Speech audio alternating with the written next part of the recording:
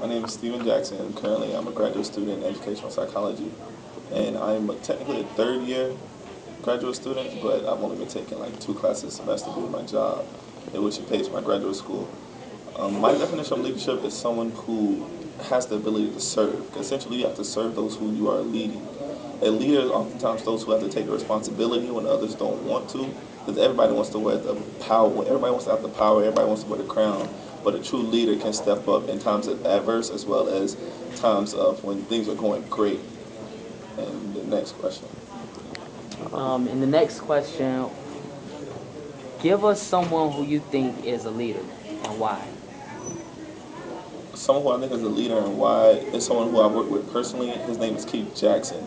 He's currently he's a leader in my fraternity. He resides over the states of Florida, Georgia, Mississippi, and Alabama in my fraternity. And I personally work with him. I've seen him exemplify the true qualities of a leader, someone who has passion, someone who does what they need to do for the constituents, someone who oftentimes has to make a decision that others don't want to make, and someone who just has a true dedication to their craft.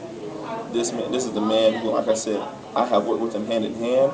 I would like to name some other great people, like you might hear a common term like Obama or some other great people, but this is a person who I know who truly has those great qualities in order to lead. Hi, I'm Renee Julian, majoring in urban and regional planning, and I'm a second-year master's student. Okay. Julian, what is your personal definition of leadership? My personal definition of leadership is someone, it's got to be someone that leads from the front, someone who's a doer instead of more of a talker. I mean, a leader, it doesn't necessarily then reflect, your position in an organization or something like that. It's more the way you act, the way you carry yourself, and how much are you willing to do for the people around you. More of a service definition. It's pretty good. Can you give us an example of someone who you think is a great leader and why? Great leader. Honestly, I think it's kind of general, but like military officers, like the lieutenants and things like that, because a lot of them are so young and they're willing to kind of step up and do so much for so little. A lot of these guys make less than the average person with a bachelor's degree, yet they put their life on the line every day for so little, and they have to lead by example. They have to lead from the front.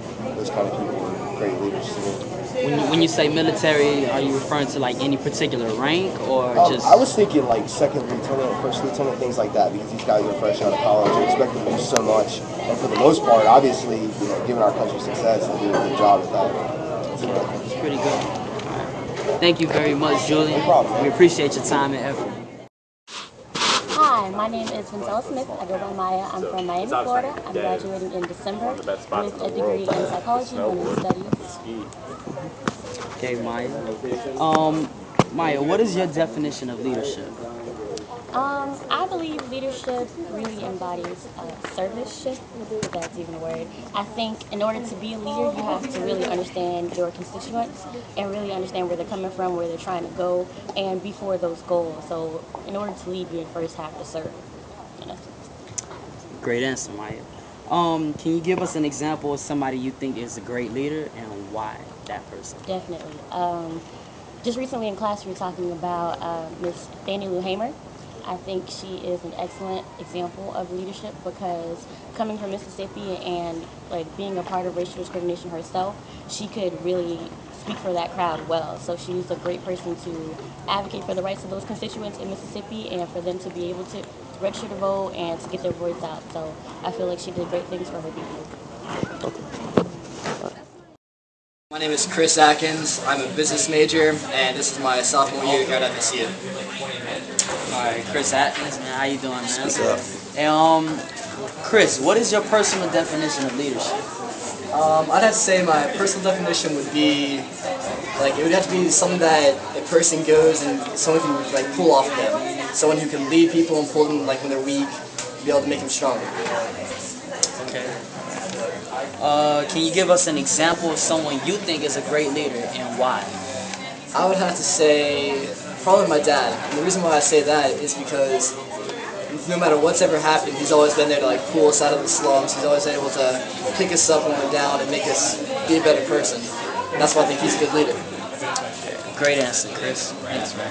Thanks. Appreciate the time and effort. Hi, my name is Kristen. Sakara. I'm an elementary education major, and I am in my junior year. I think that being a leader is someone who leads by example. I think that they show you what to do instead of telling you, and they don't contradict themselves. They don't do one thing but tell people to do another.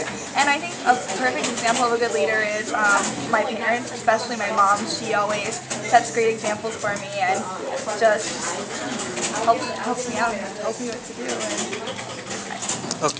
Thank you very much, Chris. Sorry. You did a great job.